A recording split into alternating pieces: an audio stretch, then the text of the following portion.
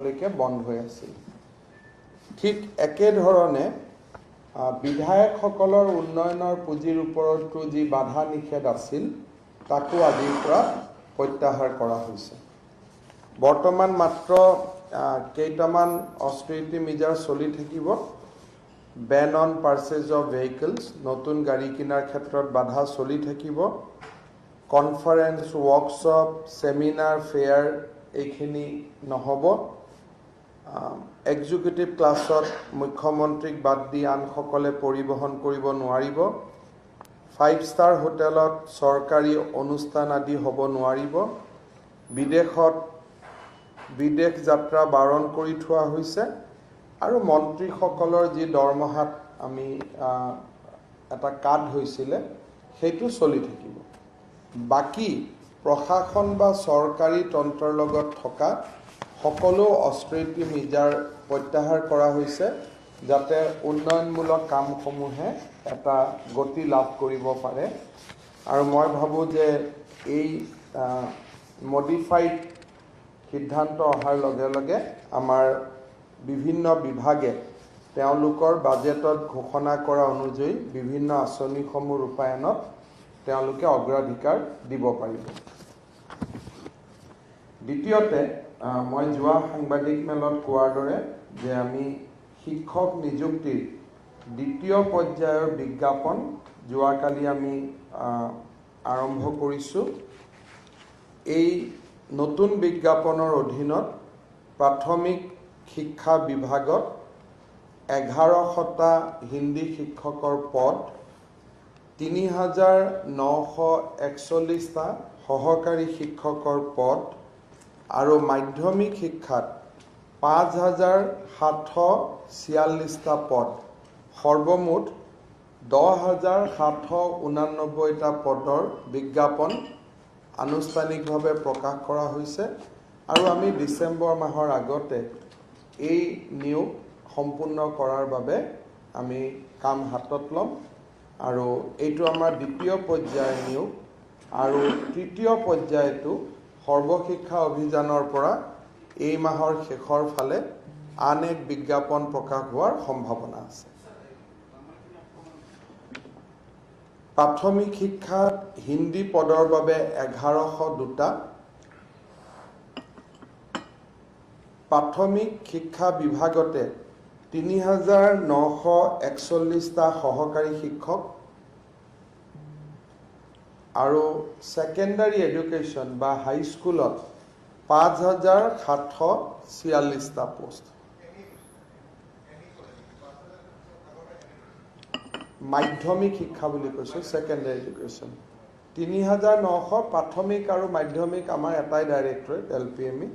চ' total 10789টা পদৰ বিজ্ঞাপন আমি প্ৰকাশ কৰিছোঁ আৰু ইয়াৰ অধীনত ডিচেম্বৰ মাহৰ ভিতৰত এই পদসমূহৰ আমি নিযুক্তি সম্পূৰ্ণ কৰিম আৰু এই মাহৰ শেষৰ ফালে সৰ্বশিক্ষা অভিযানে তৃতীয় পৰ্যায়ৰ নিযুক্তিৰ আন এক বিজ্ঞাপন দিব।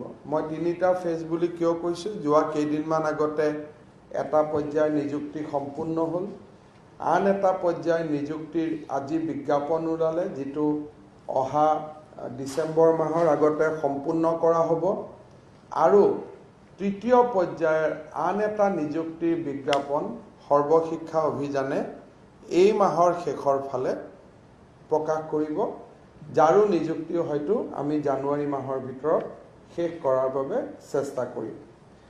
এই নিযুক্তিখিনি সম্পূৰ্ণ কৰিলে আমাৰ যিটো 50,000 নিযুক্তিৰ এটা আমি ঘোষণা কৰিছিলোঁ সেই ক্ষেত্ৰত আমি বহুখিনি আগুৱাই যাবলৈ সক্ষম হ'ম। মই কেইটামান ইনফ্ৰাষ্ট্ৰাকচাৰৰ লগত জড়িত কেইটামান প্ৰজেক্ট আৰু কেইটামান নতুন আঁচনি আপোনালোকৰ আগত ঘোষণা কৰিব খুজিছোঁ। আপোনালোকে জানে যে আমি প্ৰধানমন্ত্ৰী কিডনী ডায়েলিচিছ বা নেশ্যনেল ডায়েলিচিছ প্ৰগ্ৰেম এটা চলাই আছিলোঁ, যিটো কিডনী ৰোগীসকলক আমি বিনামূলীয়াকৈ কিডনি ডায়ালিসিস কৰোঁ আৰু আজি আমি অত্যন্ত গৌৰৱেৰে সৈতে কওঁ যে 20টা প্ৰতিষ্ঠানত আমি 20খন অনুষ্ঠানত আমি এই ডায়ালিসিস সেৱা আগবঢ়াই আহিছিলোঁ যোৱা বছৰটোত আৰু 55,168 জন ৰোগীয়ে বিনামূলীয়াকৈ হিমোডায়ালিসিস আজিলৈকে গ্ৰহণ কৰি আছে। ৰোগী বুলি কওঁতে হেড কাউণ্টত কম হ'ব কাৰণ এজনে বাৰে বাৰে লৈছে, কিন্তু 55,000টা সিটিং বা 55,000টা হিমোডায়ালিসিস আমি বিনামূলীয়াকৈ কৰিবলৈ সক্ষম হৈছোঁ। কোভিড-19ৰ পৰিপ্ৰেক্ষিতত নাৰ্ছিং হোমসমূহে পেচেণ্টক টেষ্ট নকৰাকৈ কিডনি ডায়ালিসিস কৰিবৰ বাবে কষ্ট পায়। তাৰ ফলত ডায়ালিসিছত থকা বহু কিডনি পেচেণ্টে অসুবিধাৰ সন্মুখীন হৈ আহিছিলে। বৰ্তমানে চলি থকা 20টা অনুষ্ঠানৰ উপৰিও আজি মই আৰু 20টা অনুষ্ঠানত বা 20খন চিকিৎসালয়ত এই বিনামূলীয়া কিডনি ডায়ালিসিস বা হিমোডায়ালিসিস আঁচনিখন সম্প্ৰসাৰণ কৰাৰ কথা ঘোষণা কৰিব খুজিছোঁ। মোৰ আজি কৰা ঘোষণা অনুযায়ী নতুন কৰি ৰবি বড়ো সিভিল হস্পিটাল বাস্কা, SMDED civil hospital Cachar, MMCH hospital Mahendra Mohan Choudhury hospital, Jagiroad কাগজ কলত থকা ৰাজ্যিক চিকিৎসালয়, গহপুৰ মহকুমা চিকিৎসালয়, মাৰ্ঘেৰিটা সিভিল হস্পিটাল, হাইলাকান্দিৰ SM Roy civil hospital, Lumding civil hospital, Barpeta road FRU, Rangia model hospital, RNB civil hospital Kokrajhar, Haflong civil hospital Dima Hasao, Bajali মহকুমা চিকিৎসালয় বা দুদিন পিছত জিলা চিকিৎসালয় হ'বগৈ, বিলাসীপাৰা মহকুমা চিকিৎসালয়, চৰাইদেউ মহকুমা চিকিৎসালয় বা জিলা চিকিৎসালয়, মাজুলীৰ গড়মূৰ জিলা চিকিৎসালয়, বোকাজানৰ কাৰ্বি আংলং জিলাৰ বোকাজানৰ সামূহিক চিকিৎসালয়, যোৰহাটৰ তিতাবৰ ফাৰ্ষ্ট ৰেফাৰেল ইউনিট FRU, শদিয়াৰ চাপাখোৱা ফাৰ্ষ্ট ৰেফাৰেল ইউনিট আৰু কামৰূপ জিলাৰ শিঙিমাৰী আদৰ্শ হস্পিটাল। এই 20খন হস্পিটালত এতিয়াৰ পৰা বিনামূলীয়া কিডনি ডায়ালিসিস সেৱা আমি সম্প্ৰসাৰণ কৰিব খুজিছোঁ। এই গোটেইখিনি কাম কৰোঁতে 60 দিন লাগিব, কিন্তু আমি 60 দিনৰ ভিতৰত এই 20খন হস্পিটাললৈকে বিনামূলীয়া কিডনি ডায়ালিসিস সেৱা আমি আগবঢ়াই লৈ যাব খুজিছোঁ। আগত 20খন হস্পিটালত চলি আছিল, এই 20খন হস্পিটালত এতিয়া নতুনকৈ আৰম্ভ হ'ব। তাৰ পৰিপ্ৰেক্ষিতত কোভিড পেণ্ডেমিক লৈ আমাৰ যিসকল ৰোগী এটা অসুবিধাত আছিলে তেওঁলোকে এই ক্ষেত্ৰত বহুখিনি সকাহ আৰু সুবিধা পাব আৰু মই ভাবোঁ যে এই আঁচনিটোৱে সাধাৰণ ৰাইজক বহুখিনি সহায় কৰিব। মই আজি আপোনালোকৰ ওচৰত প্ৰায় 10,000 কোটি টকা নতুন ইনফ্ৰাষ্ট্ৰাকচাৰ প্ৰজেক্ট কেইটামান ঘোষণা কৰিব খুজিছোঁ। এইটো অসমৰ একেলগে হাতত লোৱা highest infrastructural investment, capital investment, আৰু এই গোটেই কামখিনি ডিচেম্বৰ মাহত আৰম্ভ হ'ব, মানে ডিচেম্বৰৰ আগতে আৰম্ভ হ'ব। আজি আপোনালোকক মই আনুষ্ঠানিকভাৱে ঘোষণা কৰিব খুজিছোঁ। প্ৰথমতে অসম চৰকাৰে 4খন নতুন মেডিকেল কলেজ, যাক আমি বিভিন্ন পৰ্যায়ত ঘোষণা কৰিছিলোঁ, তাক আমি এতিয়া প্ৰশাসনীয় অনুমোদন দিছোঁ আৰু PW বিভাগে নিবিদাৰ প্ৰক্ৰিয়া প্ৰায় সম্পূৰ্ণ কৰিছে। এই চিকিৎসালয়কেইখন হ'ল চৰাইদেউ মহকুমা চিকিৎসালয়ত, চৰাইদেউত এখন নতুন চিকিৎসালয় হ'ব, বিশ্বনাথ চাৰিআলিত এখন নতুন চিকিৎসালয় হ'ব আৰু গোৱালপাৰাত এখন নতুন চিকিৎসালয় হ'ব। এই তিনিখনৰ লগত আন এটা গুৱাহাটী মহানগৰীৰ মাজমজিয়াত আমি এটা বৃহৎ প্ৰকল্প লৈছোঁ। সেইটো হ'ল মহেন্দ্ৰ মোহন চৌধুৰী চিকিৎসালয় আৰু কালাপাহাৰৰ টিবি হস্পিটেলখনক সংলগ্ন কৰি গুৱাহাটী মহানগৰীৰ দ্বিতীয়খন মেডিকেল কলেজ আমি বনাবলৈ সিদ্ধান্ত কৰিছোঁ। আৰু এইখন মেডিকেল কলেজে পূৰ্ব ভাৰতৰ ভিতৰত আটাইতকৈ ডাঙৰ মেডিকেল কলেজ হ'ব। 800 বিছনা MMCHত হ'ব, 500 বিছনা কালাপাহাৰত হ'ব আৰু সমগ্ৰ পূৰ্ব ভাৰতৰ ভিতৰত এইখনেই আটাইতকৈ ডাঙৰ মেডিকেল কলেজ হিচাপে স্বীকৃতি হ'ব। আৰু বহু ক্ষেত্ৰত গুৱাহাটী মেডিকেল কলেজৰ প্ৰায় এক প্ৰকাৰ ক'ব গ'লে আধুনিকতাৰ ফালৰ পৰা গুৱাহাটী মেডিকেল কলেজতকৈও বেছি ভাল চিকিৎসালয় হ'ব, এনেকুৱা এটা ধাৰণা কৰা হৈছে। এই গোটেইকেইখন চিকিৎসা মহাবিদ্যালয় নিৰ্মাণৰ বাবে অসম চৰকাৰে নিজৰ স্ব-অগ্ৰাধিকাৰ পুঁজিৰ পৰা 2050 কোটি টকা অনুমোদন জনাইছে। তিনিখনৰ বিষয়ে আমি আগতে মাজে সময়ে কৈ আহিছিলোঁ, কিন্তু MMC আৰু কালাপাহাৰ দুইখনক লগ লগাই মহানগৰীৰ দ্বিতীয়খন আৰু পূৰ্ব ভাৰতৰ, মই এমফেচিছ দিছোঁ নৰ্থ ইষ্ট ইণ্ডিয়া, ইষ্টাৰ্ণ ইণ্ডিয়াৰ আটাইতকৈ ডাঙৰ মেডিকেল কলেজখন ইয়াতে স্থাপিত হ'ব। আৰু ব্ৰহ্মপুত্ৰ নদীৰ পাৰত বৰ্তমানৰ MMC বিল্ডিঙত প্ৰায় 12 মহলাৰ নতুন এটা বিল্ডিং হ'ব, ব্ৰহ্মপুত্ৰ নদীক ফেচ কৰি, সদৰ থানাক ফেচ কৰি নহয়, উত্তৰ গুৱাহাটী বা ব্ৰহ্মপুত্ৰ নদীক ফেচ কৰি এই মেডিকেল কলেজখন নিৰ্মাণ হ'ব। আৰু আমি ডিচেম্বৰ মাহৰ আগতে এই চাৰিওখন মেডিকেল কলেজৰ নিৰ্মাণৰ কাম আমি আৰম্ভ কৰিম। দ্বিতীয়তে, অহা 45 দিনৰ ভিতৰত আমি 9খন মহিলা মহাবিদ্যালয় আমি নিৰ্মাণৰ কাম হাতত ল'ম, যাক অলৰেডি অনুমোদন হৈ গ'ল, নিবিদাও হৈ গ'ল। এখন কাছাৰ জিলাত, এখন কৰিমগঞ্জ জিলাত, এখন হাইলাকান্দিত, এখন বৰপেটাত, এখন নগাঁৱত, এখন গোৱালপাৰাত, এখন দৰঙত, এখন বিলাসপাৰাত আৰু এখন গোলোকগঞ্জ।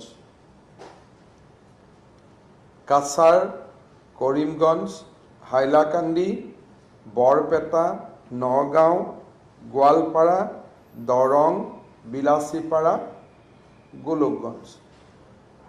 এই আঁচনিৰ বাবে ৰাজ্য চৰকাৰে 303.3 কোটি টকাৰ অনুমোদন দিছে। ঠিক একেধৰণে অহা 2 মাহৰ ভিতৰত গোটেইখিনি 31 ডিচেম্বৰ আগত হ'ব 6খন নতুন ডিগ্ৰী কলেজ নিৰ্মাণৰ বাবে আমি সিদ্ধান্ত লৈছোঁ।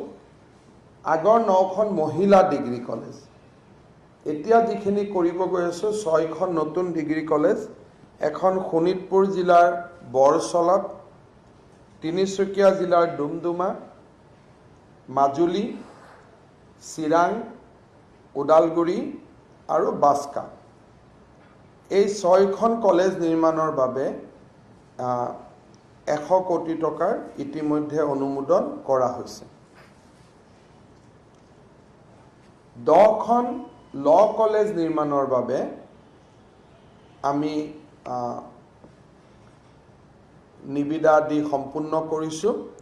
এই 10খন নতুন ল কলেজ নিৰ্মাণ হ'ব ডিফু, মালেংগিয়াল ডিব্ৰুগড়, তেজপুৰ, শিলচৰ, নৰ্থ লখিমপুৰ, ৰঙিয়া, বিলাসীপাৰা, টিহু, ৰহা আৰু যোৰহাট। এই আঁচনিও অনুমোদন কৰা হৈছে। এইকেইখনো আমাৰ 31 ডিচেম্বৰৰ আগতে পূৰ্ণগতিত কাম আৰম্ভ হ'ব। এইটো হ'ল 33 কোটি টকা। দুখন অতি অত্যাধুনিক ফ্লাইঅভাৰ নিৰ্মাণৰ বাবে অসম চৰকাৰে অনুমোদন জনাইছে। অহা মাহৰ প্ৰথম সপ্তাহৰ পৰাই কাম আৰম্ভ হ'ব। গুৱাহাটীৰ মালিগাঁও চাৰিআলিৰ ওপৰত 321.5 41 লাখ টকা অনুমোদন কৰিছে মালিগাঁও চাৰিআলিৰ ওপৰত এখন নতুন ফ্লাইঅভাৰ নিৰ্মাণৰ বাবে। এই ফ্লাইঅভাৰখনৰ বিশেষত্ব হ'ব যে এই ফ্লাইঅভাৰখনে নৱনিৰ্মিত কামাখ্যা পাহাৰত যোৱা ৰাস্তাটো সংযোজিত কৰিব। ইয়াৰ ফলত এয়াৰপোৰ্টৰ পৰা কোনোবা যদি কামাখ্যা মন্দিৰ দৰ্শনৰ কাৰণে আহে তেখেতসকলে ফ্লাইঅভাৰ দি নামি পাণ্ডুলৈকে গৈ ব্ৰহ্মপুত্ৰ নদীৰ ওপৰেদি কামাখ্যা মন্দিৰত উঠিব। আৰু বৰ্তমানৰ এটি ৰোডৰ ওপৰত মালিগাঁও ফ্লাইঅভাৰখনে বৰ্তমানৰ কামাখ্যা মন্দিৰ পাৰ কৰি যাব। তাৰ ফলত যদি এয়াৰপোৰ্টৰ পৰা কোনোবা কামাখ্যা মন্দিৰলৈকে আহিব খোজে বৰ্তমানৰ ৰাস্তাটো দি আহিব নোৱাৰিব, কাৰণ মন্দিৰটো পাৰ কৰাই কামাখ্যাৰ গেটলৈকে এই ফ্লাইঅভাৰখন আহিব। প্ৰায় 4 কিলোমিটাৰ জোৰা বিশাল ফ্লাইঅভাৰ হ'ব। অকল গুৱাহাটীৰ ভৰলুমুখৰ পৰা অহা ব্যক্তিহে এতিয়া কামাখ্যা মন্দিৰত বৰ্তমানৰ প্ৰচলিত ৰাস্তাটো দি যাব পাৰিব। ওপৰেদি গুচি যাব ফ্লাইঅভাৰখন। কোনো ছাইডত দুইফালে ৰাস্তা থাকিব, কিন্তু ফ্লাইঅভাৰখনে গতানুগতিকভাৱে তাৰ এটা এলব' থাকিব, মালিগাঁৱলৈকে টানি নিব আৰু মালিগাঁৱৰ পৰা টানি নি প্ৰায় কামাখ্যা মন্দিৰৰ নতুন ৰাস্তাটোত পেলাই দিব। কোনোবাই আহিব খুজিলে হাত বাধা নাই, কাৰণ দুইফালেতো তলত ছাৰ্ভিচ ৰোড থাকিবই, কিন্তু সেইটো নেচাৰেল লাইন নহ'ব। নেচাৰেল লাইনটো হ'ব যে এয়াৰপোৰ্টৰ পৰা আহিলে মালিগাঁৱৰ পৰা ফ্লাইঅভাৰৰ যিডাল এলব' নামি যাব সেইফালেদি নামি যাওক, পাণ্ডু হৈ মন্দিৰত উঠক। আকৌ ভৰলুৰ পৰা আহিলে কামাখ্যা মন্দিৰলৈকে যিটো এলব' নামি যাব সেইটো দি আপুনি নামি যাব। তাৰমানে দুটা সুকীয়া ৰাস্তা হ'ব। আৰু এই ফ্লাইঅভাৰখনৰ কাম অহা 15-20 দিনৰ ভিতৰত নিৰ্মাণৰ কাম আৰম্ভ হ'ব। হয়তো কিবা কাৰণত মুখ্যমন্ত্ৰী মহোদয়ে আধাৰশিলাৰ টাইম অলপ দেৰি কৰি দিলে ফাৰ্ষ্ট উইক যাব পাৰে, কিন্তু আমি ৰেডি হৈ গ'লোঁ। চ' ইয়াত আমি খৰচ কৰিছোঁ 321.41 কোটি। দ্বিতীয়তে আমি আৰু এখন 4 লেন আমি ফ্লাইঅভাৰ দিবৰ কাৰণে ৰাজ্য চৰকাৰৰ পুঁজিৰে আমি অনুমোদন দিছোঁ। মালিগাঁও ফ্লাইঅভাৰৰ কষ্টটো 420.75 crore। 20.75 crore। Yes. আন এখন আমি নতুন ফ্লাইঅভাৰ বনাব সিদ্ধান্ত লৈছোঁ ৰাজ্য চৰকাৰৰ পুঁজিৰে। সেইটো হ'ল তেজপুৰৰ মিছন চাৰিআলি। যিসকলে লখিমপুৰলৈকে যায় বা তেজপুৰৰ ৰাস্তাটো দি যায় তেওঁলোকে গম পায় যে মিছন চাৰিআলিত যান বাহনৰ এটা বহুত ডাঙৰ জোঁট হয়। এতিয়া তেজপুৰৰ পৰা কলীয়া ভোমোৰা দলঙলৈকে ওলাই যাওঁতে আমি ফ্লাইঅভাৰখন ব্যৱহাৰ কৰিম। আৰু এই ফ্লাইঅভাৰখন নিৰ্মাণত ৰাজ্য চৰকাৰে অনুমোদন দিছে 321.41 কোটি টকা।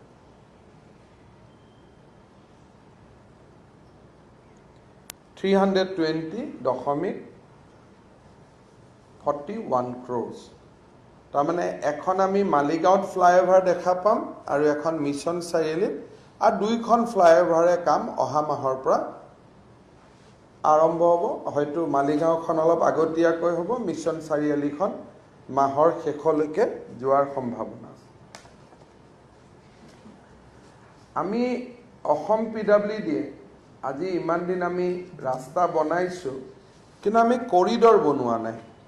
ৰাস্তাৰ ওপৰত ৰাস্তা বনাইছোঁ, কিন্তু যেনেকৈ আন ৰাজ্যত গুজৰাটে ৰোড কৰিডৰ বনায়, UPত ৰোড কৰিডৰ বনায়, আমি ৰোড কৰিডৰ বনোৱাৰ আমাৰ সৌভাগ্য হোৱা নাছিল।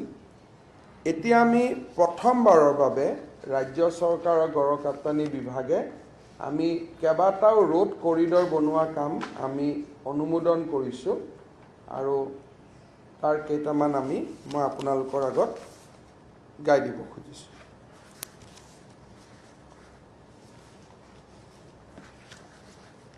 আমাৰ ৰাজ্য চৰকাৰে যি অসম মালাৰ কনচেপ্ট আনিছিল সেই অসম মালাৰ অধীনত আমি 284 কিলোমিটাৰ নতুন ৰাস্তা কৰিডৰ হিচাপত আমি বনাব সিদ্ধান্ত লৈছোঁ। এটা হৈছে নগাঁৱৰ পৰা বটদ্ৰৱা থানলৈ ঢিং হৈ, এইটো নগাঁও টাউনৰ পৰা আৰম্ভ হ'ব, ঢিঙত শেষ হ'ব। 24 কিলোমিটাৰ নতুন ৰাস্তা বনিব, য'ত আমি 194 কোটি টকাৰ অনুমোদন দিছোঁ। 194। সোণাৰীত চৰাইদেউ জিলাত নাহৰ আলি, এইটো 41 কিলোমিটাৰ ৰাস্তা, এইটো আমি কৰিডৰ হিচাপে বনাম। ৰাজ্য চৰকাৰে অনুমোদন দিছে 281 কোটি টকা। যোৰহাটৰ পৰা কমাৰবন্ধালৈকে, যোৰহাট মেডিকেল কলেজ আৰু ৰৰয়া এয়াৰপোৰ্টৰ সন্মুখেদি যাব 32 কিলোমিটাৰ ৰাস্তা, য'ত আমি অনুমোদন দিছোঁ 216 কোটি টকা। কামৰূপ জিলাৰ বংশৰ তিনিআলিৰ পৰা হাজোলৈকে এটা নতুন 8 কিলোমিটাৰ ৰাস্তা হ'ব, য'ত আমি 76 কোটি টকাৰ 101 কোটি টকাৰ অনুমোদন দিছোঁ। দলগাঁৱৰ পৰা বৰচলা হৈ ঢেকিয়াজুলিৰে গুপ্তেশ্বৰ মন্দিৰ দি এটা কৰিডৰ হ'ব, যিটো পেৰেলেল টু নেশ্যনেল হাইৱে 52 হ'ব। এইটোত বৰ্তমান একো ৰাস্তা নাই, কমপ্লিটলি গ্ৰীণ ফিল্ড হ'ব। 429 কোটি টকাৰ আমি অনুমোদন দিছোঁ। দলগাঁৱেদি আৰম্ভ হ'ব, বৰচলালৈকে গুচি যাব গুপ্তেশ্বৰ মন্দিৰ, তাৰ পৰা ঢেকিয়াজুলি টাউন উঠিব। 429 crores। তাৰপিছত চিপাঝাৰৰ পৰা মঙলদৈ নোযোৱাকৈ পোনে চিপাঝাৰৰ পৰা টংলালৈকে যাব পাৰিব। এই ৰাস্তাটোত আমি অনুমোদন দিছোঁ 299 crores।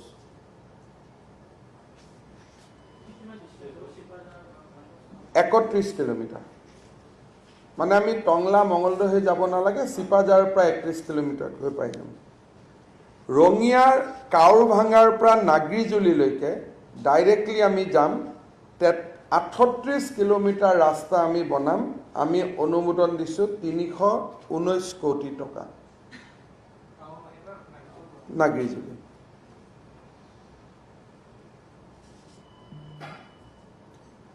তাৰপিছত আমি মুকালমুৱাৰ পৰা জাগৰালৈকে যাম, নলবাৰী জিলাত।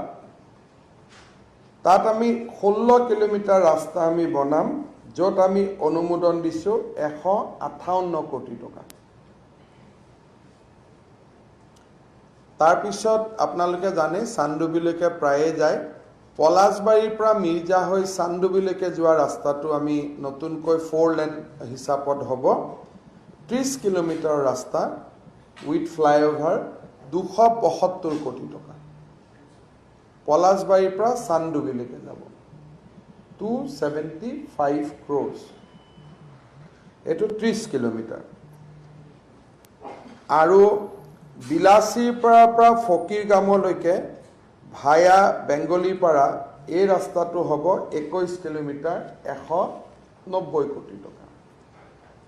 অৰ্থাৎ অসম চৰকাৰে নিজৰ স্ব অগ্ৰাধিকাৰ পুঁজিৰ পৰা 284 কিলোমিটাৰ খুব ফাষ্ট ট্ৰেক কৰিডৰ, য'ত খুব স্পীডত গাড়ী চলিব, এনেকুৱা আমি কৰিডৰ বনাব খুজিছোঁ। আৰু 2626 কোটি টকা আমি এই আঁচনিকেইটাৰ বাবে অনুমোদন দিছোঁ। 2626। সমান্তৰালভাৱে এইকেইটা ৰাজ্য চৰকাৰৰ পুঁজি নহয়, কিন্তু সমান্তৰালভাৱে আমি এছিয়ান ডেভেলপমেণ্ট বেংক আৰু আমি আন এটা আঁচনিত AIIB, Asian infrastructure improvement bank, এই দুইটা আঁচনিৰ অধীনত অসম মালাৰ বেনাৰত আমি আৰু কেইটামান ৰাস্তা হাতত ল'ব খুজিছোঁ 12টা ৰাস্তা অৱশ্যে এই ৰাস্তাকেইটাৰ অনুমোদনৰ পৰ্যায় চলি আছে মডেল কোড অফ কণ্ডাক্টৰ আগত হ'ব বুলি মই ক'ব নোৱাৰোঁ বাট উইদিন 3-4 মান্থছ এইকেইটা ৰাস্তাৰ কামো হ'ব এইকেইটা হ'ল যে ধোদৰ আলিটো আমি 42 কিলোমিটাৰ ৰাস্তা ধোদৰ আলিটো আমি নিৰ্মাণ কৰিব খুজিছোঁ য'ত আমি 388 কোটি টকাৰ অনুমোদন পাম মাজুলীৰ পৰা আমি যিটো ভোগলমাৰা ভায়া ধুনাগুৰি অৰ্থাৎ মাজুলীক লখিমপুৰ জিলালৈকে কানেক্ট কৰিবৰ কাৰণে আমি এখন সুবিশাল নতুন ব্ৰিজ এখন বনাব খুজিছোঁ আৰু সেই ব্ৰিজখন সোৱণশিৰি নদীৰ ওপৰত হ'ব আৰু লুইতৰ ওপৰত হ'ব বালি চাপৰি মাজুলীৰ পৰা এই কাম আৰম্ভ হ'ব 19 কিলোমিটাৰ ৰাস্তা তাত 725 কোটি টকা আমি ব্যয় কৰিম শিৱসাগৰৰ হাপেখাটি দি শিমলুগুৰিৰ সোণাৰীলৈকে আমি যাম তাত আমি 62 কিলোমিটাৰ ৰাস্তা আমি বনাম 583 কোটি টকাৰ আমি এষ্টিমেট ৰেডি কৰিছোঁ ঠিক তেনেকৈ ঢকুৱাখানাৰ বুটিকৰ তিনিআলিৰ পৰা আমি তেলিজানলৈকে যাম য'ত 33 কিলোমিটাৰ নতুন ৰাস্তা হ'ব 279 কোটি টকা মৰাণ নাহৰকটীয়া দি দুলীয়াজান ডিগবৈলৈকে এটা কৰিডৰ হ'ব 70 কিলোমিটাৰ ৰাস্তা 660 কোটি টকা ব্যয় হ'ব আৰু অৰুণাচলত যি নতুন এয়াৰপোৰ্ট বনি আছে হলঙি গহপুৰৰ পৰা হলঙিলৈকে যাবৰ বাবে আমি এটা নতুন কৰিডৰ নিৰ্মাণ কৰিম 26 কিলোমিটাৰ ৰাস্তা 243 কোটি টকা ঠিক তেনেকৈ চিৰাঙত আমি ভূটানলৈকে যোৱা এটা অল্টাৰনেটিভ ৰাস্তা আমি বনাব খুজিছোঁ চাপাগুৰি ভূটান ভায়া আমগুৰি 40 কিলোমিটাৰ 345 কোটি টকা যোগীঘোপা ঔডুবি চালডুবিৰ পৰা বঙাইগাঁৱলৈকে এটা নতুন ৰাস্তা 411 কোটি টকা 36 কিলোমিটাৰ হাইলাকান্দি জিলাৰ ভাঙা হাইলাকান্দি দাউৰবন ভায়া বৰিডুগি আৰু ৰাখাল বস্তি 34 কিলোমিটাৰ 331 কোটি টকা কাছাৰ জিলাৰ বৰখলা কাম্ভাৰ বজাৰ কালাইন ৰোড 21 কিলোমিটাৰ 239 কোটি টকা আৰু কাৰ্বি আলং জিলাত হামৰেন টুমপিং হুজাই নীলবাগান হাওৰাঘাট পথ 75 kilometre with a cost of 777 crores আৰু হাফলঙৰ পৰা দেহাংগী হৈ জাতিংগালৈকে 1094 কোটি টকা খৰচ কৰি আমি 103 কিলোমিটাৰ নতুন কৰিডৰ এটা আমি বনাব খুজিছোঁ মই দ্বিতীয় অধ্যায়ত কোৱা এই দুইটা আমি এক্সটাৰ্নেল এফেয়াৰ্ছ ফাণ্ডিং পাম আৰু প্ৰথম পৰ্যায়ত কোৱা ৰাস্তাখিনি ইতিমধ্যে ৰাজ্য চৰকাৰে নিজৰ পুঁজিৰ পৰা অনুমোদন দিছে ৰাজ্য চৰকাৰে অনুমোদন দিয়াখিনি আমি স্বাভাৱিকভাৱে নৱেম্বৰ ডিচেম্বৰত কাম আৰম্ভ কৰিম আৰু বাকী দুখন তালিকা অকণমান সময় লোৱাৰ সম্ভাৱনা আছে যদিও আমি ভাবোঁ যে হয়তো মাৰ্চৰ আগতে আমি তাৰো কামত আগবাঢ়িব পাৰিম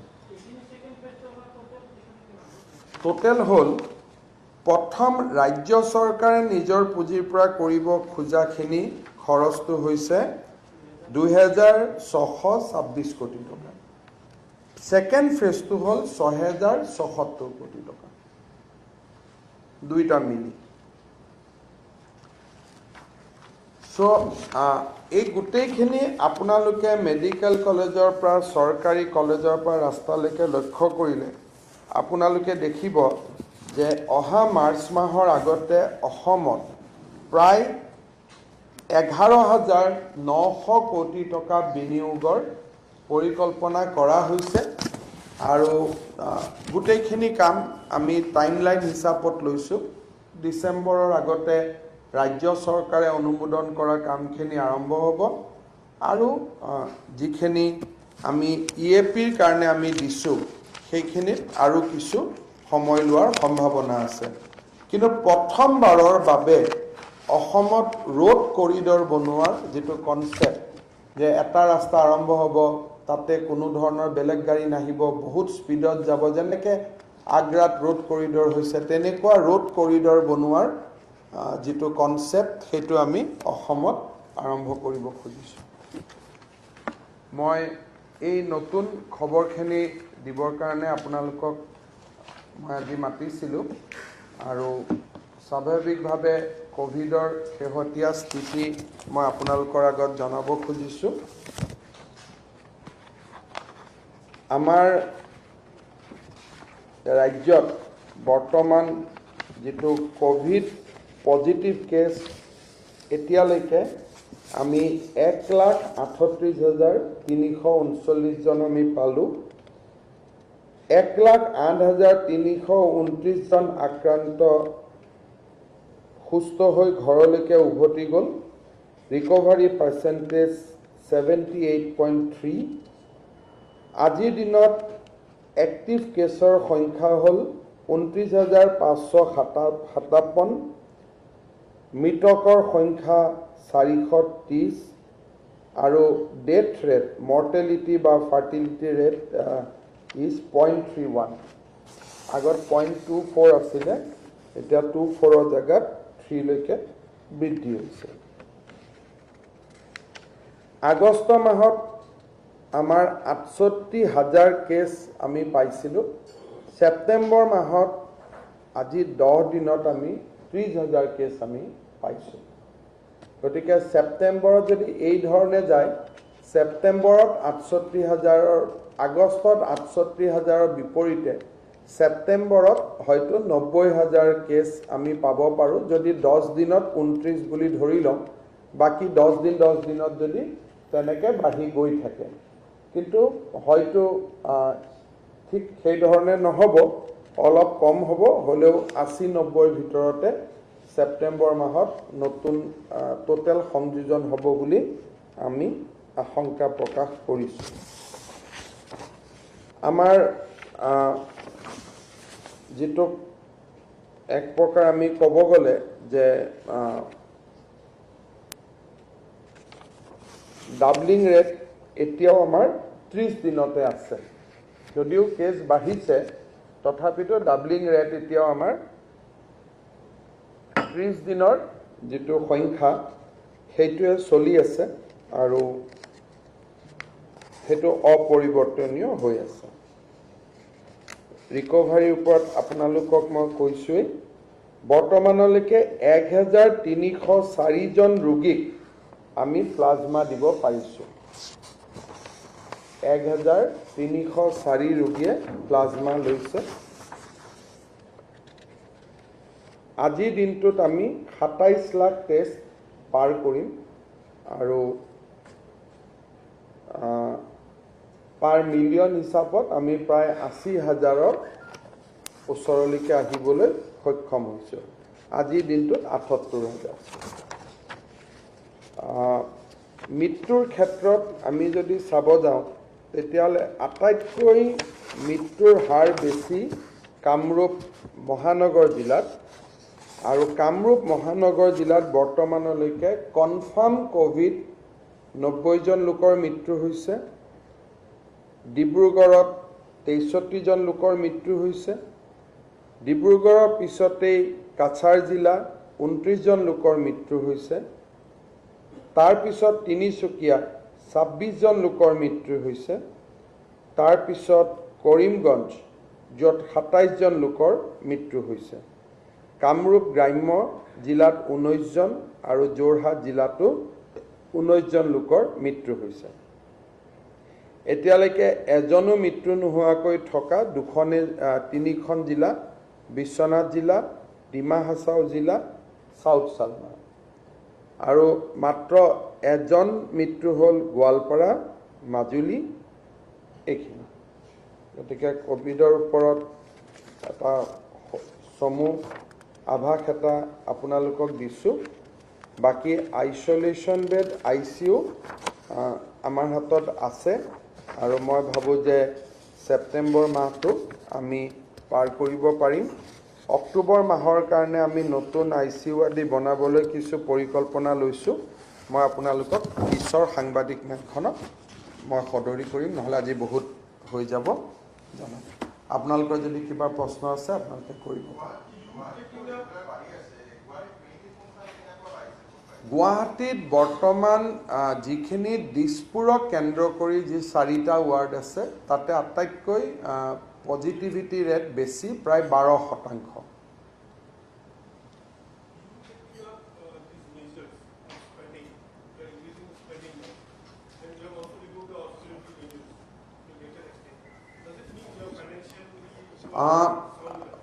Yes, I met Union Finance Minister 2 days back. So now with the new compensation formula for GST and continuous release of revenue deficit grant will enhance state government's capacity to for spending tremendously. Because in the month of April, we have discounted, we thought that revenue deficit grant will not come and Government of India will not be in a position to compensate for the loss of GST. So Union Finance Minister has reconfirmed to me when I met her that she is going to honor all the mandate of the Finance Commission and she also said that central government will repay the loan which will take for the GST compensation. So Assam has opted for the Formula 1 whereby our fiscal space will increase drastically. So I think now we are in a much comfortable situation, comfortable not to the extent of spending right and left, but at least we are comfortable to going at least to go forward with the commitment we have made in the budget.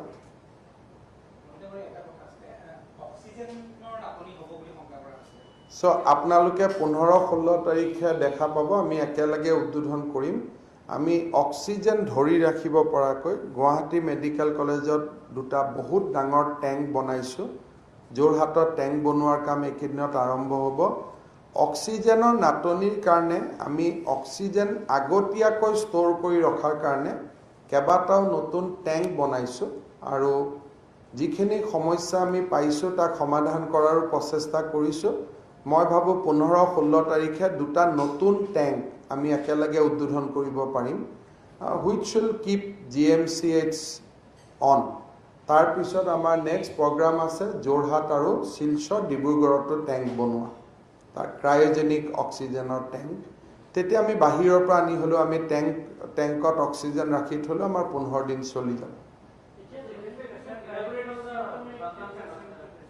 এতিয়া যি patient আহে মেডিকেলত symptomatic বহুত ক্ষেত্ৰত last ষ্টেজত patient আহে আৰু ঘৰত হোম কোৱাৰেন্টাইন বা হোম আইসোলেশন কৰে ডিটোৰিয়েট হয় শেষ মুহূৰ্তত আহে এনেকুৱা পেশেন্ট আহে যে 10 মিনিটও নাথাকে তো আহি পেলাই 10 মিনিটত মৃত্যু হৈ যায় যোৱা 3 দিনত কনফাৰ্ম কোভিড 52টা ঢুকাইছে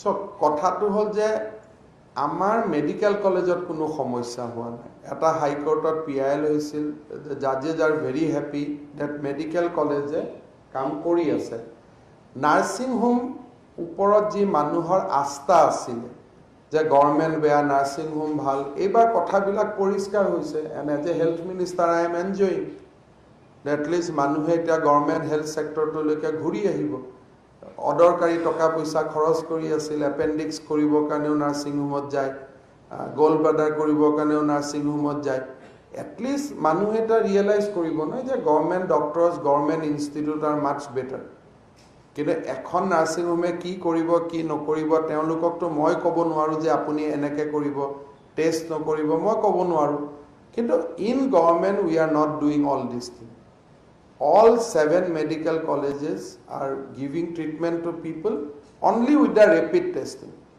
15 মিনিটত ৰেপিড টেষ্টিং হৈ যায়, আমি মানুহক ট্ৰিটমেণ্ট কৰি আছোঁ সকলো ৰোগৰ ক্ষেত্ৰত। আজিৰ দিনত গুৱাহাটী মেডিকেল কলেজত 1300 বেলেগ ৰোগী আছে। এইটো it is not COVID, neurological চাৰ্জাৰীৰ পৰা চিজাৰিন ছেকশ্যনৰ পৰা এভৰিথিং ইজ গোয়িং অন। এইটো এটা মানুহে বাহিৰত যিটো কৈ আছে যে COVID-19ৰ ট্ৰিটমেণ্ট কাৰণে বেলেগ হোৱা নাই, এইটো নহয়। COVID-19ৰ যিখিনি ব্যৱস্থা কৰাইছে বেড আদি এইবিলাক সব এডিশ্যনেল। নৰ্মেল মেডিকেল কলেজৰ ফাংচন এজ ইট ইজ চলি আছে। খালি কিছুমান পেচেণ্ট নিজে নাহে, ইলেক্টিভবিলাক যে মই 2 দিন পিছত অপাৰেশ্যন কৰিম, গৈ পেলাই ক'ভিড পাই যাম, সেইটো বেলেগ কথা। কিন্তু মেডিকেল কলেজত ইমাৰ্জেঞ্চিত যাব, মাত্ৰ এটা ৰেটৰ টেষ্ট কৰায়, সেইকাৰণে বহুত ডক্টৰ ইনফেক্টেডো হৈছে, কিন্তু হ'লেও আমাৰ কাম চলি আছে।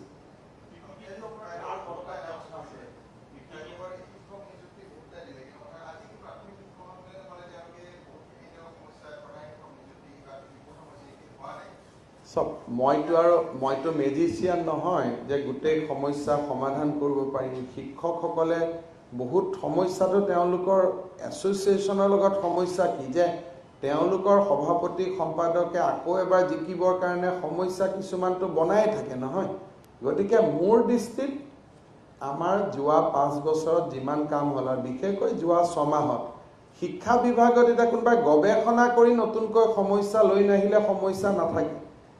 এটা লাষ্ট সমস্যা আছে যে ইৰেগুলাৰ যিখিনি শিক্ষক আছে শিৱসাগৰ, ধেমাজি, লখিমপুৰত, তেওঁলোকক ৰেগুলাৰ কৰা, which will be my last job এইকেইদিনত। তাৰ বাদে গৱেষণা কৰি থাকিলেতো বহুত সমস্যা ওলাই থাকিব।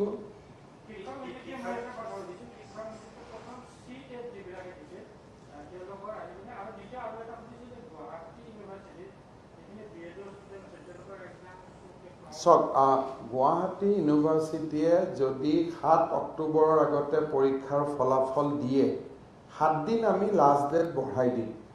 কিন্তু 7 অক্টোবৰৰ পিছত যদি ৰাখি থয়, তেতিয়াহ'লে নিৰ্বাচনৰ আগত শিক্ষক নিযুক্তি সম্ভৱ নহ'ব।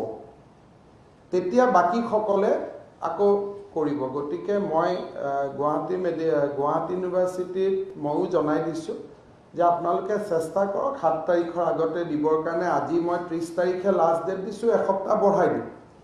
কিন্তু যদি 7 তাৰিখলৈকে ৰখি থাকে, তেতিয়াহ'লে কোনোবাই বোলে নহয় সৰু ল'ৰাটোৰো কইনা আহিব, ডাঙৰ ল'ৰাটোৰ লগত একেলগে বিয়া পাতিম বুলি কওঁতে ডাঙৰ ল'ৰাটোৰ কইনা এৰি ঘৰত তাই গুচিয়ে যাব বেলেগলৈকে বিয়া হয়।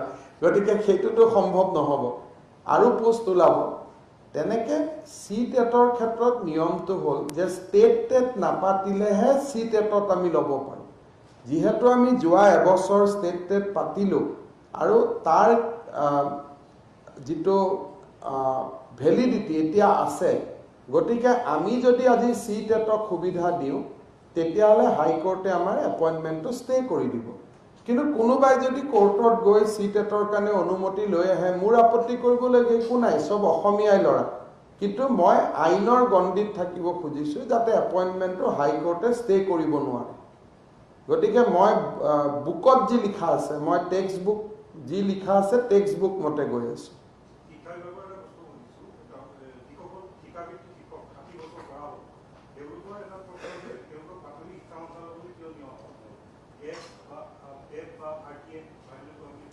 চব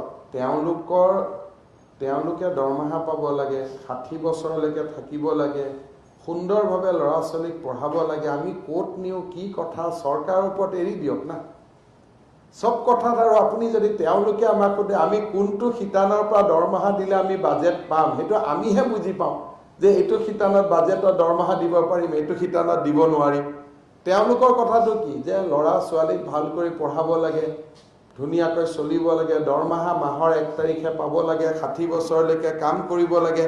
এতিয়া আপোনাক পেপাৰৰ মালিকে কোনটো বেংক একাউণ্টৰ পৰা দৰমহা দিয়ে সেইটোলৈকে আপুনি গৈ মালিকক ক'ব নেকি যে মোক SBIৰ পৰা কিয় দৰমহা দিছে, UBIৰ পৰা কিয় দিয়া নাই?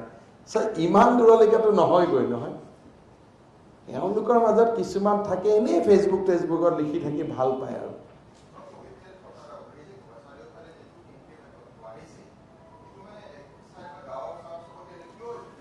এইটো মানুহেতো মাস্কো নিপিন্ধে, ছ'চিয়েল ডিষ্টেঞ্চো নামানে। প্ৰথম মোক বেয়া নাপাব, প্ৰথম আমিয়ে বেয়া কৰিলোঁ নহয় যে এইবোৰ মিছা, তাতকৈ জাপানীজ এনকেফেলাইটিছতে বেছি মানুহ মৰে। এই গোটেই দুখখিনি আৰু এটা ক'লেতো নিজৰ গাতে লাগিব। আৰু কি কৰিব আপুনি? যেতিয়া আপোনালোকে ক'লে, আপুনি যেই ডেটটো কওকচোন। মোকে আপোনালোকে কিমানবাৰ সুধিছে যে জাপানীজ এনকেফেলাইটিছত বেছি মানুহ মৰে, ক'ভিডত কম মানুহ মৰে, গতিকে যেইও বেমাৰ, ক'ভিডটো কি বেমাৰ? আপুনি ক'ভিডৰ কথা কৈ থাকে, যেই কথা নকয়। তাৰপিছত পেপাৰৰ ফ্ৰণ্ট পেজতে আৰ্টিকল ওলাল, ক'ভিড মানে একো নহয়। গতিকে মই কি কৰিম? ময়োতো হাত দাঙি দিছোঁ না। মই এতিয়া ক'ভিডটো সঁচা বুলিও কাজিয়া কৰিব লাগে, আকৌ ট্ৰিটমেণ্টো কৰিব লাগে। ইমান আৰু এজন মানুহে কিমান পাৰিম আৰু? এজন মানুহৰতো ইমান শক্তিৰ বাহিৰত নহয়। মইতো এটা আৰ্টিকল লিখিব নোৱাৰোঁ। ধৰক এইবাৰ জেইত মৰিছে 40 গৰাকী, 42 গৰাকী। এটা কেইদিনমান আগতে বেলেগ নহয়, আমাৰ ইমান ডাঙৰ বুদ্ধিজীৱী মৃণাল তালুকদাৰ দৰে ব্যক্তিয়ে কয় যে গভৰ্ণমেণ্টে জেইটো লুকাব খুজিছে, ক'ভিডটো বঢ়াই দিব খুজিছে।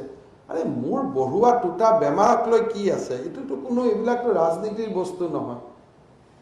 তো এতিয়া মই কৈছোঁ জেইত মৰিছে 40 গৰাকী, ক'ভিডত ডাইৰেক্ট মৰিছে 430, পষ্ট ক'ভিডততো আৰু মৰিছে।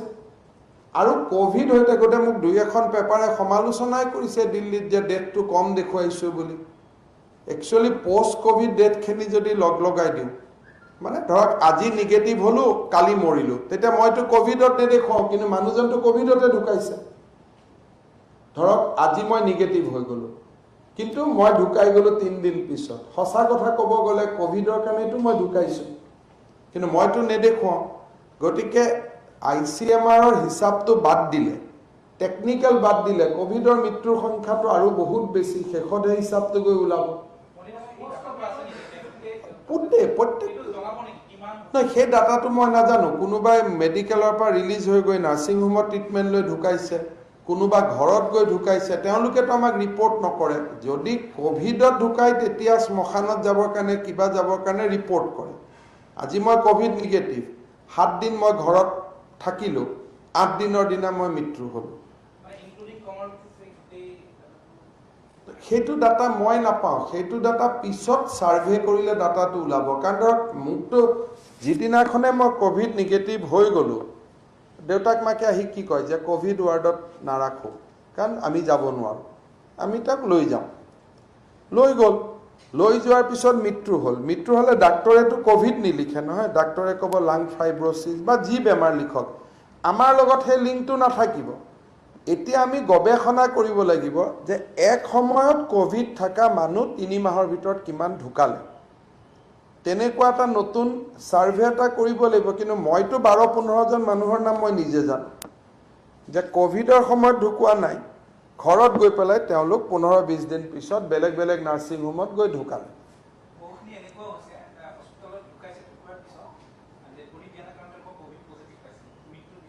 নহয়, তেনেকুৱাও ডাটা ওলাব পিছত।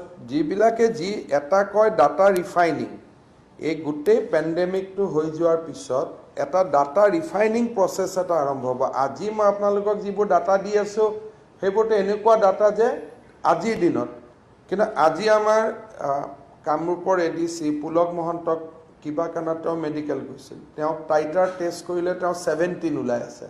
তাৰমানে তেওঁ সাংঘাতিক ধৰণে ক'ভিড হৈছিলে, কিন্তু তেওঁৰ ক'ভিড কেতিয়াও পৰীক্ষা কৰা নাই। এতিয়া তেওঁকতো মই ইয়াত যোগ কৰিয়ে ল'ব লাগে, +1 হ'ব লাগে, কিন্তু এতিয়া টেষ্ট কৰা নাইতো, মই যোগ কৰিব পৰা নাই।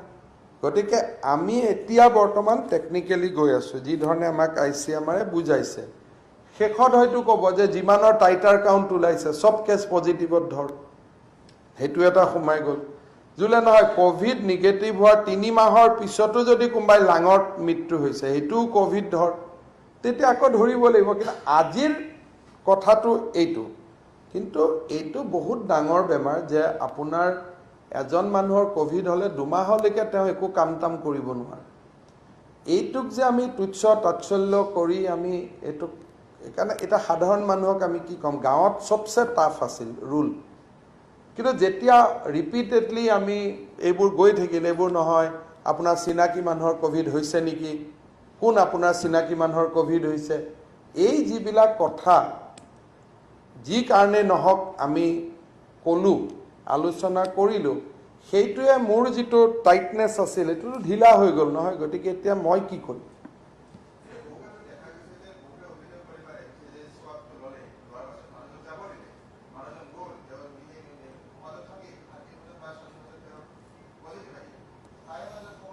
তেওঁক ষ্টাম্প এটা মাৰি দিয়া হয় আৰু তেওঁ এটা সংকল্প লৈ আহে যে ৰিপৰ্টটো নাহালৈকে মই ঘৰত সোমাই থাকিম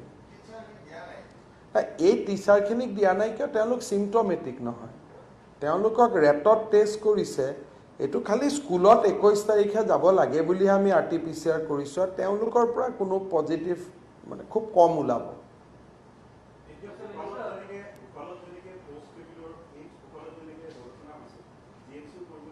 না আমাৰ পোষ্ট কোভিড ৱাৰ্ড অলৰেডি আৰম্ভ হৈ গৈছে আমি পোষ্ট কোভিড এতিয়া যে এটা মই এটা সৰু উদাহৰণ দিলোঁ আপোনালোকৰ চিনাকি মানুহ আমাৰ যে পাৰ্থ গগৈ আছে ৰিজনেল ডিৰেক্টৰ হেল্থৰ তেওঁতো কোভিডত বহুত বেয়া অৱস্থাত আছিলে সামহাও তেওঁ বাচিছে এতিয়া তেওঁ পোষ্ট কোভিড ট্ৰিটমেণ্ট চলি আছে ইন আনাডাৰ ICU যিটো পোষ্ট কোভিড ICU কওঁ তেনেকৈ আমাৰ তেজপুৰ চিকিৎসা মহাবিদ্যালয় ফিজিঅ'লজিৰ এগৰাকী ডক্টৰ প্ৰফেচাৰ আমাৰ ইয়াতে থাকিলে কোভিড নিগেটিভ হৈ গ'ল কিন্তু উশাহ 91 92তে থাকি গ'ল দুমাহ থকাৰ পিছত যোৱাকালি ৰিলিজ হৈছে গতিকে post COVID is more dangerous than the COVID period ইটছেল্ফ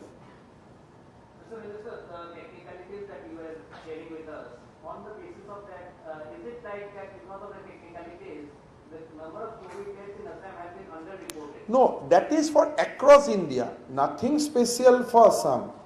So we are following ICMR guideline. So what Kerala is doing, I am doing the same thing. So if there is a jump of death rate tomorrow, it will be equally applicable to all the states. So Assam is not doing anything special. What Kerala is doing, I am also doing the same thing.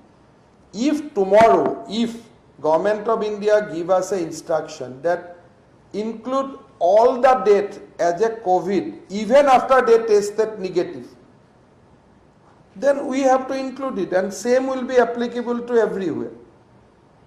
So nobody has told us, I am just sharing out of academic interest that how things are happening. But as of now, ICMR strict guideline is that a person will be taken as a died in COVID as long as he is not tested negative. So if a person is tested negative today, he died after 72 hours. Medically, he will be known that he has been died for post-COVID infection. Whether post-COVID will be part of the COVID death or not, now there is no instruction. But do you think that now there is a situation that this kind of a clear-cut instruction should come from ICMR? No, even USA it is not happening as of now. So WHO has to basically give a guideline, and once WHO give a guideline, ICMR will follow. But I have studied it after 1 or 2 newspaper has raised unnecessary controversy. I have studied WHO guideline. I found that WHO guideline has been replicated by ICMR and same has been replicated by Assam government.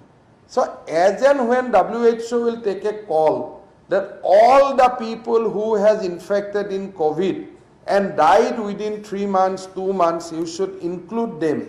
Then we will include. But sadharan manuhar karone it is very important that people do not die only during the COVID. People die also after the COVID. Ar jitu karone manu khub khabodhan thakibo lage. Aru moi nababu jitu mane basically lockdown খুলিব লাগে economy বাঢ়িব লাগে that's fine সেইটো campaign কৰিব যাওঁতে আপোনাৰ চিনাকি মানুহৰ কোভিড হৈছে নেকি কোভিডত কেইটা মানুহ মৰে এইটো হাসি মাৰা কাহ মাৰা এইবিলাক কৈ যিটো এটা কাম হ'ল that has permanently damaged আৰু যাৰ কাৰণে এতিয়া we are fighting every day daily মেডিকেলত থিয় হৈ থাকিলে মানে we don't know vaccine is getting delayed how long we have to do like this.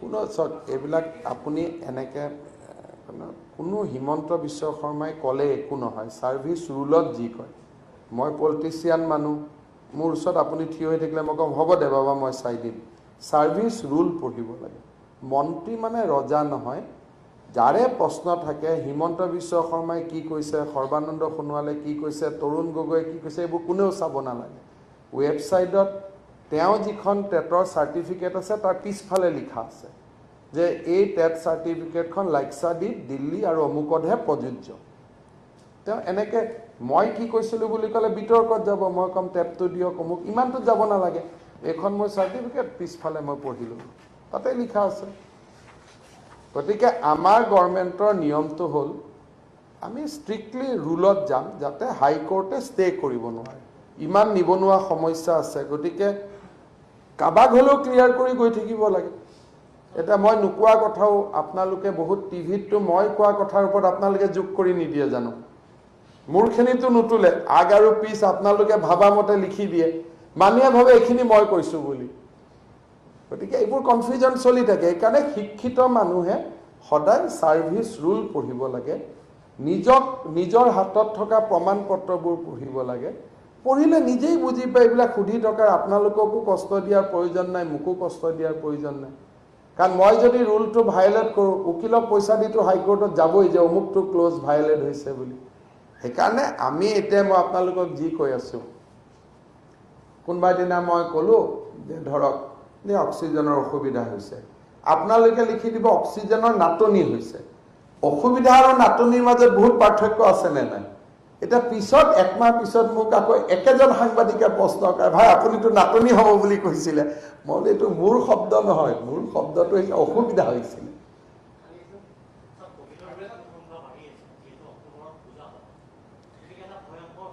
হয় এটা কথা ঠিক যে এতিয়া BTAD ইলেকশ্যনৰ নামত যিবিলাক মিটিং হৈ আছে জিলা উপায়ুক্তসকলে এই মিটিংবিলাকৰ অনুমতি দি খুব ভুল কাম কৰি আছে মই এতিয়া একো ক'ব নোৱাৰা হ'লোঁ মানুহে ভাবে যে মোৰ কিবা পাৰ্চনেল ইণ্টাৰেষ্ট আছে সেইকাৰণে মই আজিকালি নামাতোঁ কিন্তু যদি বিটুইন ইউ এণ্ড মি সোধে আজি বাতৰি কাকতত যিবিলাক ফটো উঠিছে যে BTAD মিটিঙত মানুহ কাৰো মাস্ক নাই ছ'চিয়েল ডিষ্টেঞ্চিং নাই আকৌ সুধিলে ক'ব যে হিমন্ত বিশ্ব শৰ্মাইতো মাস্ক পিন্ধা নাই আৰে বাবা মই মৰোঁ আপুনি মৰিব নালাগে না এইটো কিবা টু মে কাজিয়া নেকি হয় না মই কি পৰিৱেশত পিন্ধা নাই মোৰ সন্মুখত এতিয়া মাইক আছে এইটো মই চেনিটাইজ কৰি লৈছোঁ 1 ঘণ্টা আগত মই এটা নিজক প্ৰস্তুত কৰি লৈছোঁ এটা কয় কেইদিনমান আগলৈকে অসমৰ এজন ৰাজনীতিবিদে কয় এই হিমন্তই পিন্ধা নাই আমাক কৈলে এতিয়া তেওঁ হস্পিটেলত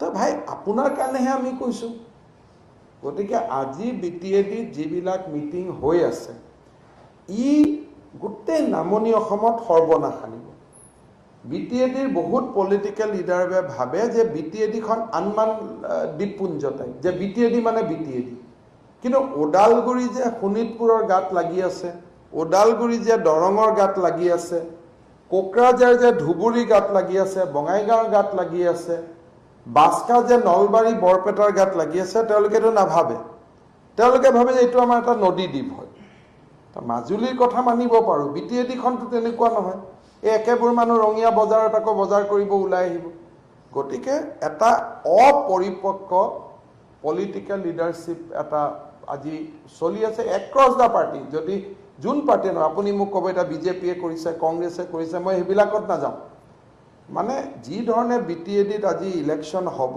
নহ'ব কোনো ঠিক নাই হাজাৰ হাজাৰ মানুহ লৈ যিটো মিটিং চলিছে এইটো ভুল চলিছে ক'লে ব্যক্তিগত হৈ যায় সেইকাৰণে মই আজিকালি কোৱা বাদ দিছোঁ নাম্বাৰ 2 বিহু আমি পাতা নাই সকলোৱে পাতা নাই এতিয়া দুৰ্গা পূজাৰ সময়ত আজি কেইদিনমান আগতে মোৰ সমষ্টিৰে মই পূজা এখনত গৈছোঁ মোক কৈ গৈছিল অনুমতি লওঁতে যে আমি অকল 30 জন মানুহে পূজা কৰিম ময়ো 30 জন বুলি সেৱা কৰিব গ'লোঁ 800 মানুহ এতিয়া যদি দুৰ্গা পূজা আমি আগৰ দৰে পাতিব যত্ন কৰোঁ নৱেম্বৰ ডিচেম্বৰতো অসমত এখন মানে কি পৰিৱেশ হ'ব কোনেও নাজানে মানে কি পৰ্যায়ত অসম যাব কোনেও নাজানে সেইকাৰণে মই যদি মোৰ কথা কোনোবাই শুনে মই অত্যন্ত বিনম্ৰতাৰে সৈতে আহ্বান জনাম যে মাক পূজা কৰক কমিটিৰ মানুহখিনি আৰু পূজাৰীসকল তেওঁলোকে বহি কৰক, প্ৰসাদ আদি ডনেশ্যন দিয়া মানুহখিনি ঘৰে ঘৰে বিলাই থৈ আহিব, নিৰ্মালি ঘৰে ঘৰে দি থৈ আহিব। যদি এবাৰ নিৰ্মালি লোৱা, শান্তি লোৱা, এই ধৰণৰ কামবিলাক যদি অষ্টমী নৱমীত আৰম্ভ কৰে, অসমৰ ভৱিষ্যত খুব বেয়া হ'ব। এটা শুনে নুশুনে মই আৰু বিতৰ্কত নাযাওঁ, এইবিলাক মোৰ কামখিনি মই কৰি থাকিব লাগিব, ইনজেকশ্যন যোগাৰ কৰি থাকিব লাগিব, ICU আনি থাকিব লাগিব, চেলাইন দি থাকিব লাগিব, অক্সিজেন দি থাকিব লাগিব, মোৰ কামখিনি কৰিম। সেইকাৰণে মই আজিকালি এইবোৰ প্ৰশ্ন সুধিলে উত্তৰ দিব বেয়া পাওঁ।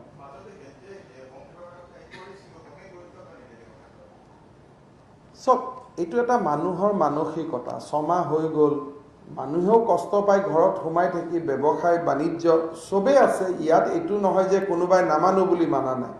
প্লাছ আমিও বহুতে কৈ দিলোঁ যে এইবোৰ বেমাৰ মানে একো নহয়।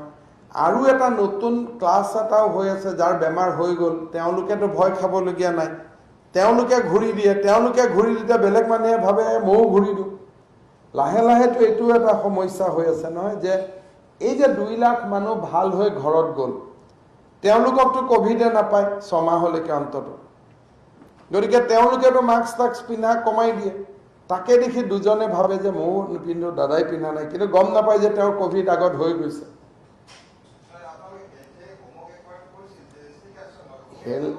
হোম মানে কি? কোন হোম ডিপাৰ্টমেণ্টে 3 কোটি মানুহৰ ওপৰত একশ্যন ল'ব? এইবিলাক চৰকাৰী তন্ত্ৰত একশ্যন লোৱা, অমুক লোৱা, এই শব্দবিলাকৰ কোনো মূল্য নাথাকে। যদি ৰাইজে মানে চোৰ 10 জন হয়, ভাল মানুহ 3 কোটি হয়, সেইকাৰণে একশ্যন ল'ব পাৰে। কিন্তু কালি যদি 3 কোটি মানুহে অপৰাধ আৰম্ভ কৰে, কোন পুলিচে একশ্যন ল'ব? সেইকাৰণে জনসমৰ্থনটোৰ বেচিছতেতো চৰকাৰ থাকে নহয়।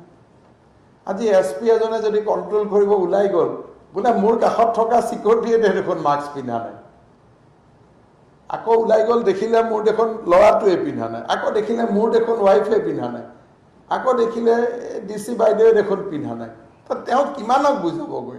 কি একশ্যন ল'ব? একশ্যন শব্দটো ক'ব ভাল, কিন্তু জনসমৰ্থন নহ'লে একশ্যন নহয়তো।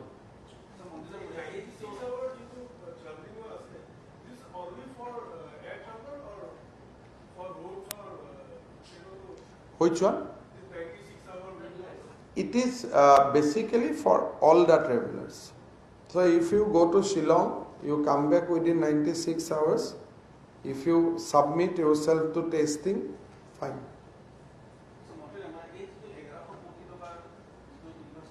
11,000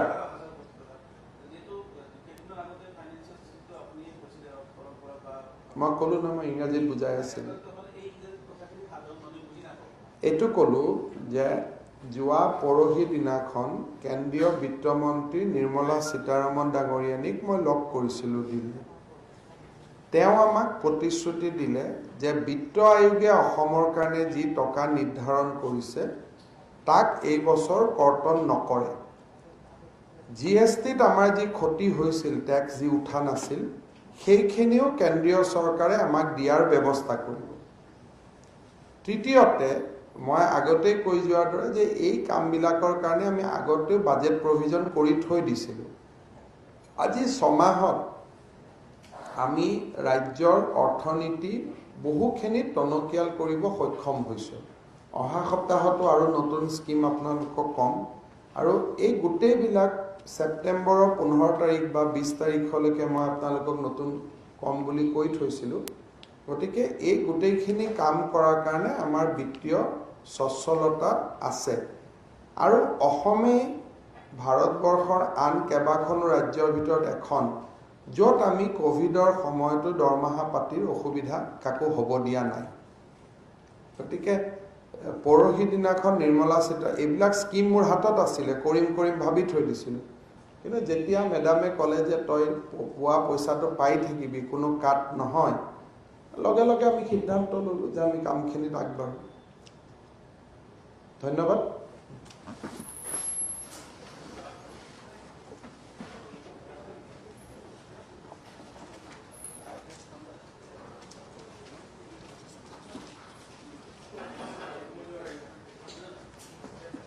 কাগজ যদি ৰাস্তা